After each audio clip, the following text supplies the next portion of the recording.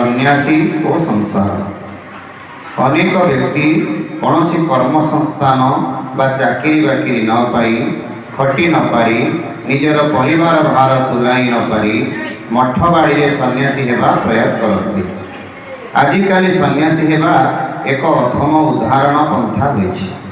मात्र खांटी बैरागी हेबा कौन सहज कथा, बरं संसार रे रही विषय रे अनासक्त बा निर्लिप्त और निस्वार्थ भाव अवलंबन पूर्वक नाम भजन करवा श्रेयस्कर। ठीक ठीक आचरण न कले नवानुरागर उत्साह किछि दिन पर तालपत्र नियार पाउंस परि उभे जाए। जेपरी एहार अग्नि अल्प क्षण स्थायी ठीक सेहीपरि हुए। बाहर साधारण लोके भावती मठरे साधु सन्यासी माने मन मौजरे अछंती। सुंदर घर मंदिर अर्थर अभाव नाही, खाइबा पीबार अभाव नाही, जेते बेले जहा इच्छा ताहा करुछंती।